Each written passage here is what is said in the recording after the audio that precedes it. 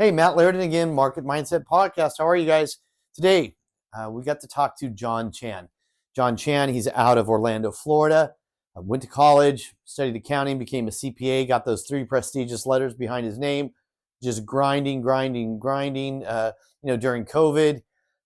And a situation presented itself with a family member who needed to, have more income, retirement income, had a lot of equity in the house, learned how to do some financing, some creative financing, got the cash flow that the family member needed, and then took this on as a hobby, working all day, come home, spend time with the family, then had this sort of side hustle at night until he finally went out and went full steam ahead. And he is a specialist in financing and subject to financing, real estate financing, earnest money deposits. He's a great guy to talk to.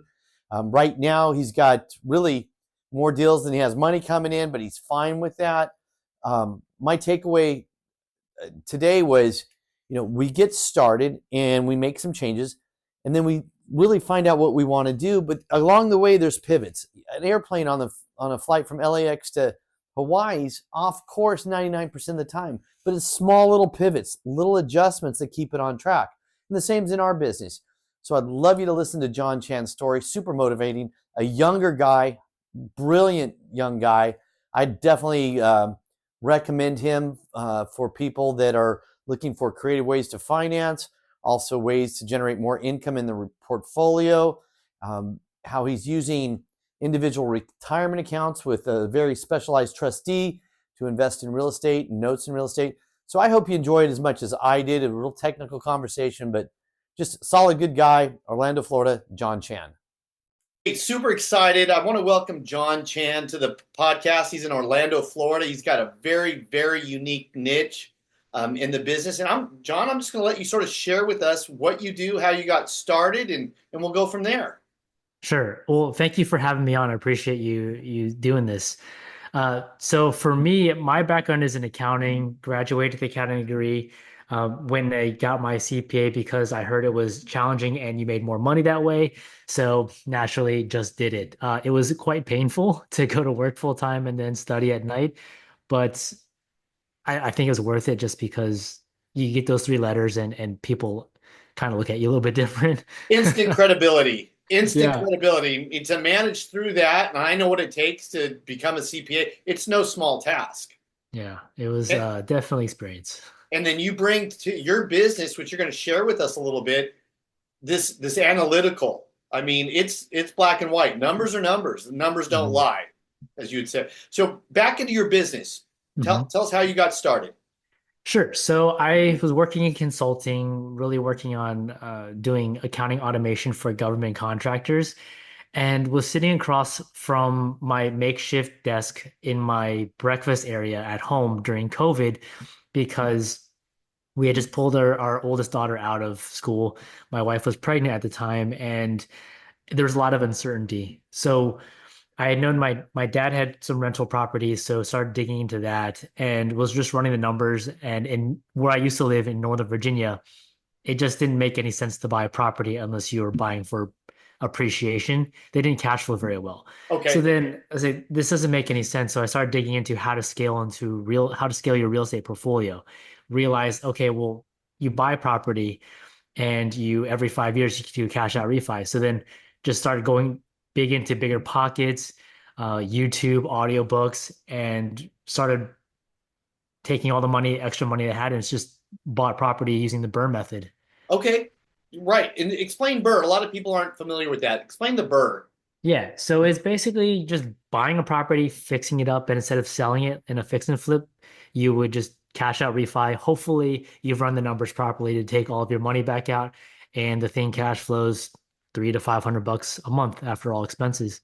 All right. Is there a formula? I know I hear the 1X, the 2X. I mean, is there a cash on cash return that you're looking for as an investor?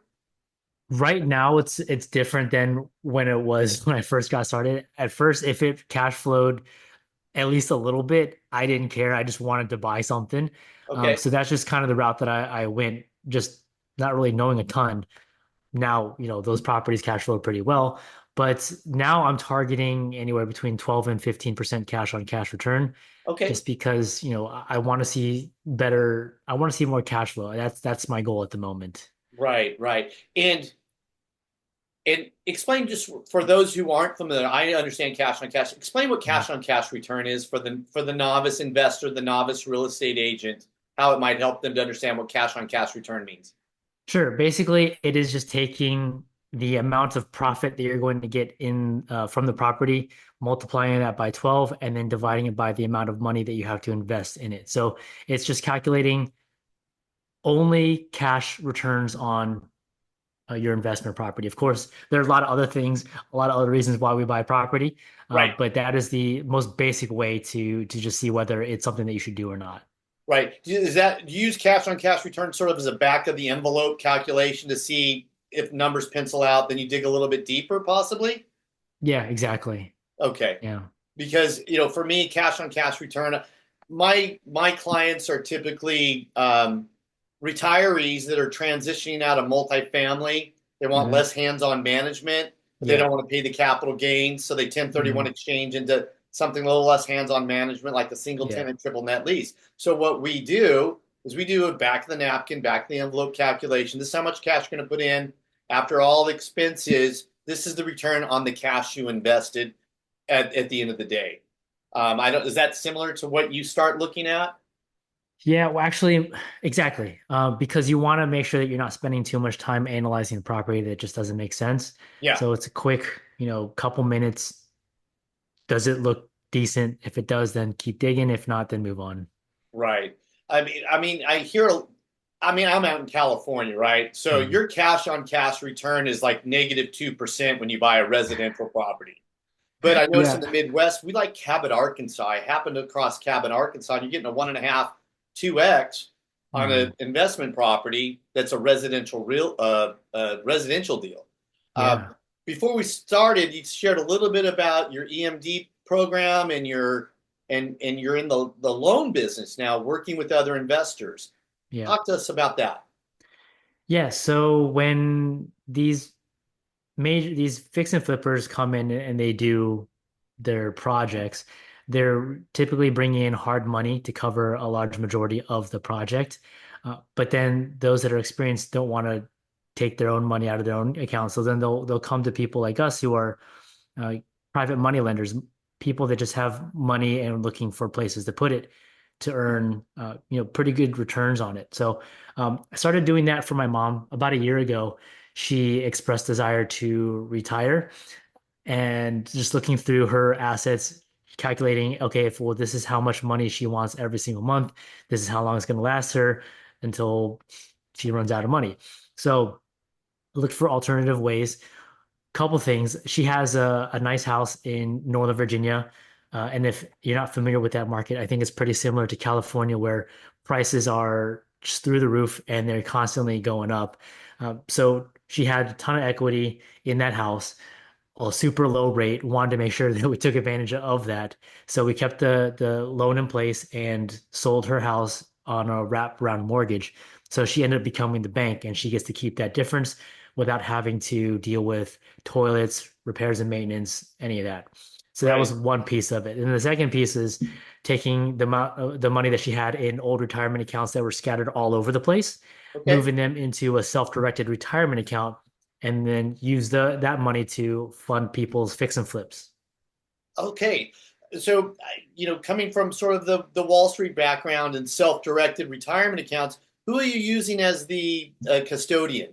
Who would you recommend for investors out there who have retirement accounts? They don't want to be in the market. Fixed income treasuries are not paying that much, a little bit better than they were a year ago. Mhm. But who do you use as a custodian for the retirement accounts? I use a company called EQRP. And the reason why is because they've done so. I've used two different custodians, one for my mom and then one for myself. Okay. The one that I use for myself, I really like uh, because they really made it easy. I am terrible with paperwork. I don't enjoy it, so they took care of all of that. And then anytime the process was ready to get moved into the next phase, they would come in, give me a call, and just walk through everything, and even get on do three-way calls with my the previous provider to get everything moved. So the previous custodian, it could be a Schwab, it could be a Fidelity, Mhm. but you can't self-direct those in real estate like you can with your current trustee or custodian. Correct. Yeah. Okay, real good. Yeah. And so how did you transition? You started sort of out of necessity, it sounds like. You had a CPA background. You started Mhm. looking at your mom who wanted to retire. The Yeah. returns that, I mean, in fixed income interest rates a year ago were so low. You know, Mhm. treasuries have come up a little bit. The inflationary wanted to calm down inflation a little bit, so Fed increases rates. Um, so sort of by necessity, hey, mom wants to retire. She wants to be comfortable. She has equity in her primary residence, and you did, like you said, a sort of a wraparound mortgage on that, where Mhm. and then she didn't have to deal with what we call tenants, toilets, trash, telephone calls, teenagers, Yeah. termites. You know, I call them like the six T's when you want to transition out of something that's hands on, Yeah. and there's other assets out there that allow her to do that.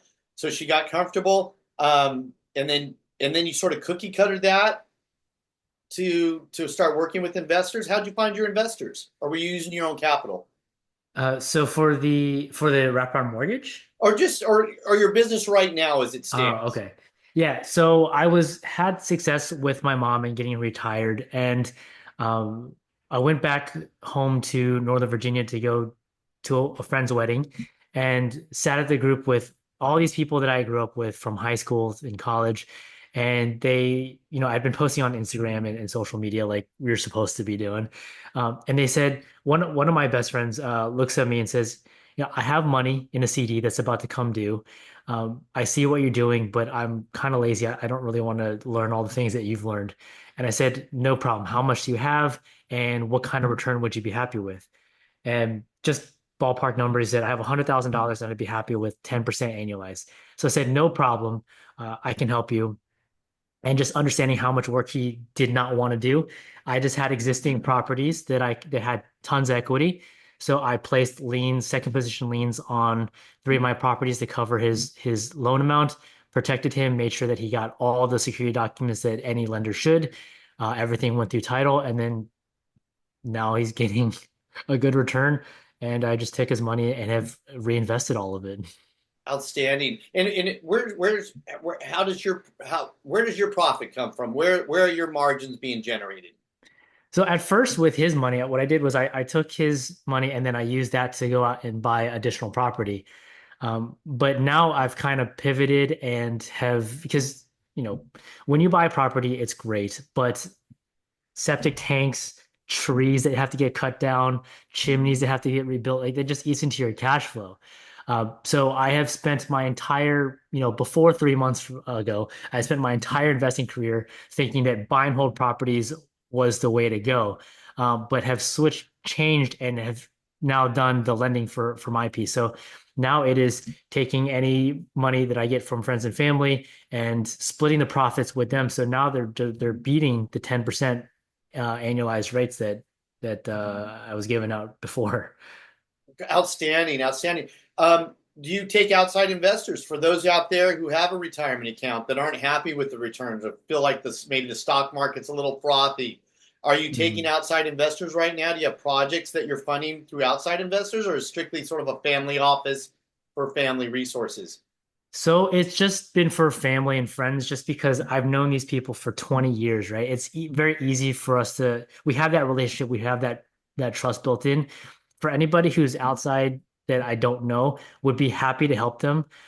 Happy to do whatever it is they need, build that relationship, because no one should be giving me money on day one. We should be getting to know each other, understanding our processes, and understanding what we've done to vet our borrowers.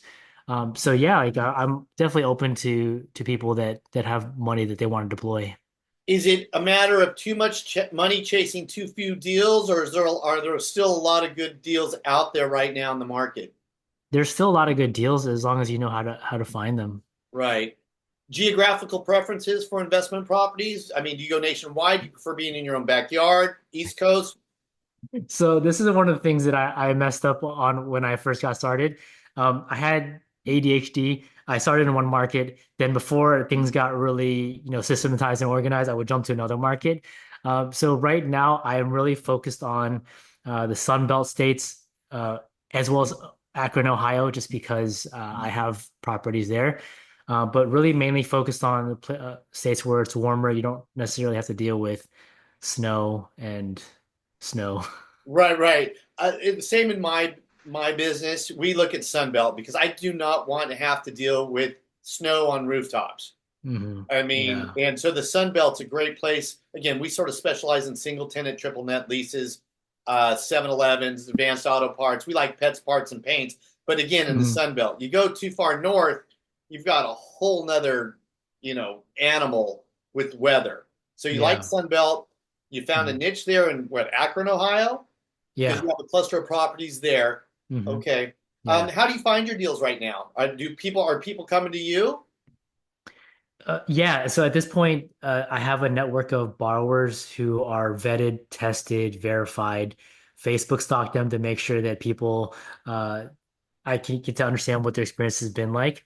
So yeah, I have a few set of borrowers that I really like. Now, it is come down to just deals coming through and funding them. Right. Are deals coming to you, or do you have a team out there searching for deals? I have a team, but they're more of the operations and underwriting. So my role in my organization is to go out and find money and find opportunities. Okay. So is it equal money, equal opportunities? At this, right now, it's more deals than money. Really? Yeah, Okay. And yeah. let's see. So and deals are people come to you looking for you have your investors lined up. You're ready to pull Hmm. the trigger per se, correct? Yeah. Hmm. Okay. Outstanding. Let's see, where do we go from here? I guess, okay, for on a fun side, great. What's Hmm. your last book that you've read or reading? Well, the book that I'm currently reading is Buy Back Your Time by Dan Martell. Okay. Yeah, it's pretty interesting. It's something that I feel like I have always kind of understood, but now he's taking it to like a different level. Because when I first got into home ownership, I mean, my parents would come by and they would see people like cutting my grass and say, "Why are you doing this? Why are you so lazy?" And I said, "Well, I can pay this person, X number of dollars. He'll do it way better than I will. He'll get it done in a fraction of the time. If I just go out and work extra hours at my day job, it'll more than pay for this." So buy Yeah. back your time is definitely uh, something that's been helpful. I'll tell you, when my background was I out of college, I went to work for a West Coast firm, a West Coast New York Stock Exchange firm. One of my first big clients, his name was Vernon. I won't give his last name. And he was in real estate. He said, the first thing you do is you start delegating out the non-revenue producing tasks. So, Yeah. like you said, someone can do it better, faster, quicker. It allows me to Mhm. spend a little more time over here in my lane, which I'm really good Yeah. at, which was finance and investment. So that I think that's just great advice. As soon as you can, delegate, unless it's a sort of a passion hobby. My Yeah. dad still loves going out and tinkering in the lawn and Right. in the facility. So Yeah. yeah, but delegating those non-revenue producing tasks is so important for us. Yeah, especially if you don't enjoy it. Like, if you don't Right, enjoy it, you just bang your head against the wall, just being right. miserable. Yeah, but the old school parents, like my parents, were the same thing. Hmm. Go out and mow your own lawn. It's good to get your hand. And I'm like, no, I want to delegate. I want to spend more time in my area of expertise. So we have that commonality. Yeah, and it's something that's hard to there are challenges that come along with that too, because I mean, just last week I was asking my operator, I feel like I'm not really doing anything. I'm going out, I'm talking to people and networking and finding all these opportunities. Am I supposed to be doing anything else? And she says, no, keep doing what you're doing. We got everything else handled. I love it. I love it. Yeah. So good family network. Um, Yeah. on the other side, what's on your bucket list for vacations? A lot of people I talk to, I said, "Oh, we've got a vacation plan in 2 years or whatever." They're so addicted to their business. Do you carve out time for personal time? Yeah, that's been something that's been super challenging for me because, when you first get started in this business, especially if you have a day job, it's work during the day, hang out with the family after work, and then get right back to the grind after everyone goes to sleep. So yeah, I went to Clever Summit. I'm not sure if you know what that is in Miami. The Clever Summit? Yeah. Okay, talk to me. So it's just another one of those real estate conventions It was close to the house, or close to where I live. So we just drove down there. I got to bring my wife and kids. So they Okay. got to, it was bring your family to work day. So that was kind of fun for them to see. Um, we're actually about to go back up to Virginia in 2 days. We're Okay. going to spend like a month and a half up there. And then my youngest daughter, she's for whatever reason obsessed with Rapunzel. And Okay. I don't know who told her this, but apparently the Disney in Tokyo has a pretty cool Rapunzel ride. So she's already convinced herself that in about a year we're going to be going to Japan. I love it. I love it. I love Yeah, it. That goal setting, that objective, that, planting that seed with dad and mom. yeah. You're heading out there. Circling back, who's someone in your real estate career or in this career that was sort of a mentor, someone that had positive impact? It could be someone that you haven't met, but maybe met online, or Mhm. who's been sort of inspirational in your journey? There's been a lot of people that you probably wouldn't know, but the biggest one is probably Pace Morby, just because of his Subto group that he's created, this Okay. community. I know from the outside looking in, it looks like this huge cult, but there's a reason for it because I mean, I was doing everything up until June of 22. I was doing everything on my own and was able to have a lot of success doing that. But then after joining the group and the community, hitting every time I hit a plateau or hit I don't know what they call it, just felt like I was stagnant in my business. Going out and reaching out to the community, it's been really helpful and been able to accomplish a lot more too. Yeah. So I mean, you're not the only one going through that, obviously. So there's this Mhm. community where you think you're the unique individual, and then all of a sudden 20 people are raising their hand.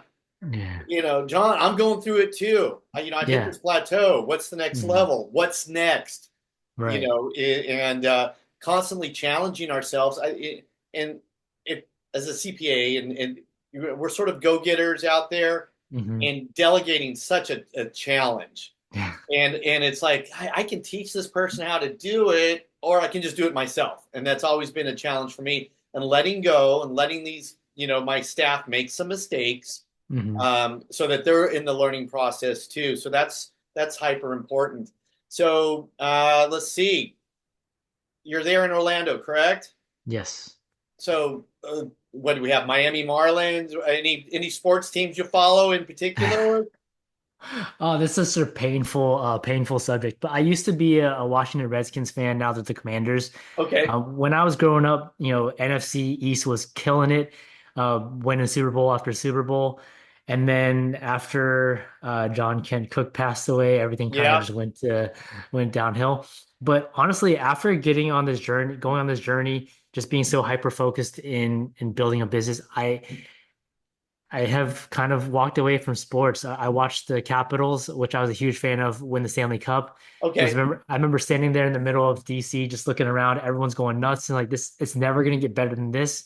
This is great, but I've just watched other people accomplish so much. What am I doing with my life? So that's kind of how it So all you found some started. motivation through actually sports. Yeah, I mean, yeah, I say I love college football, but I might hmm watch maybe a total of an hour a hmm season. yeah, So yeah, when you get really busy like we are, and we've got family, we'll have that work-life balance. Some of those things have hmm to go to the side. It's an yeah, icebreaker. It's something to talk about. yeah, Yeah, Washington Capitals. Yeah, great team. We've got the Ducks and the Kings out here, neither of hmm which are anything to root home about or brag to anyone about. I mean, again, I've got the Kings up north in LA. I've got the Anaheim Ducks over here. We've got hmm Angels. We've got Dodgers. We got the Chargers and the Rams. So we're very yeah, centric and all these sporting events. But like I'm too busy. I'm too busy. yeah. If someone were to reach out to you or want more information, what's the best way to get a hold of you, John? Facebook or Instagram. Okay. Um, Yeah, so I'm not sure what the links are, but I can send them to you. Yeah. Yeah, After this, maybe we can talk. I'll write them down. We'll add them in. sure. What was the other thing I was going to ask you? Let's see. I got you on the book. CPA background. Hmm. You specialize in. We had talked about earnest money as a part of your platform. Oh yeah, where are you getting most of your business? One of the most important questions. Are you social media? Are you pay per click? Are you shake hands? Are you out there networking? Where is most of your business coming from right now?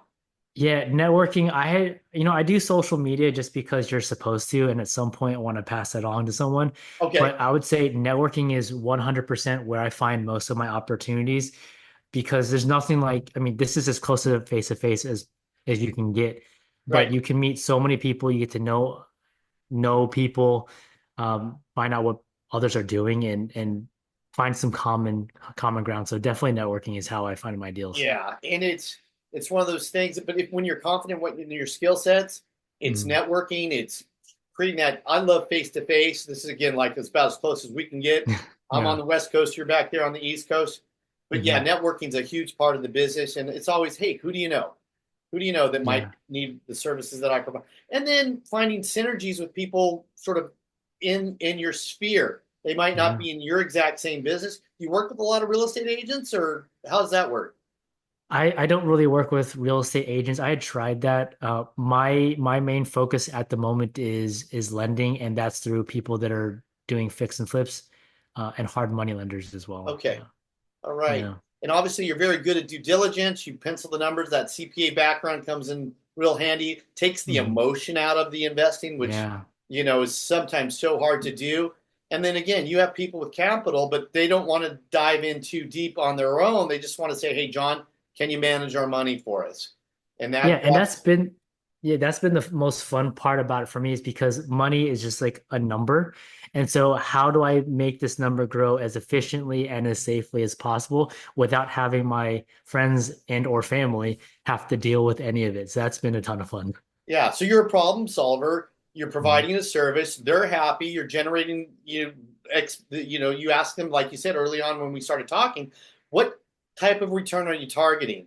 And then you manage the expectations from there. You see if it's a profitable deal. Do you run your deals by your investors now, or do they say, hey, we trust you. You've got this great track record? It's a mixture. So some of them want to see and some of them want to learn, and then some of them don't care. They'll just say, I trust you. Just let me know. Let it rip. That's Yeah. outstanding. Hey, John, I really appreciate you taking the time again to reach out to you on social media. What I'll do is, we're gonna I'm gonna edit this out so we can Okay. start over here. Hey, Okay. John, just want to say thank you for coming on the podcast today, talking to us, sharing your expertise. I love that you're niche. I love that you have a numbers background. I love that that you've just built this little niche in this market and you're expanding and growing it. Um, and for me, that's motivating and inspiring. I'm gonna get your contact information, but right now it's John Jon Chan. All right, you can find you on Facebook, Instagram, Mhm. any other social media platforms that you dabble in. Just those two Just those two. basics. You haven't gone off to the YouTube world yet. Oh, actually, I do have a YouTube. I have a podcast too that Hello. yeah, That's you know why I've got all these notes over here to prompt. yeah, so I do have a podcast where my goal is to help 1,000 people get their first deal. And so I have friends that come on and talk about how they got into real estate, where they were at in life, and what it took for them to get to their first deal, as well as having strategy calls with people that are brand new to the real estate so that I can talk through their situation and just say, because I've done a lot of different things. I've done land flipping, wholesaling, lending, buy and holds, short-term rentals, mid-term rentals, long-term rentals, Section 8. I've done a ton. So just being able to provide some guidance on, okay, well, based on your situations, this is where, in my opinion, you should go. Uh, So you're giving back. You're sharing yeah. some of your expertise and knowledge. How that's amazing. I mean, I Thank you. really believe it starts with giving. Give us a shout out about your YouTube channel. Where can we find that? So it's John Chan REI. Okay. Yeah, is John this Chan REI, at and that's on yeah, YouTube. correct. Yep. Outstanding. Hey, John, thanks again. Really appreciate you carving out some time. I know you're 3 hours ahead of us. So let's see what time you're probably around lunchtime right now. Almost lunchtime. Yeah. Outstanding. Hey, thanks again, John. I appreciate it. We're going to wrap it up here. And for those of you who want to get a hold of him, we're going to put some notes in after this, and we'll be able to share those with you out there in the watching podcast audience. Thank you so much for having me. John, really appreciate you taking the time. You make it a great day. You too. Thanks, partner. Talk soon. All right.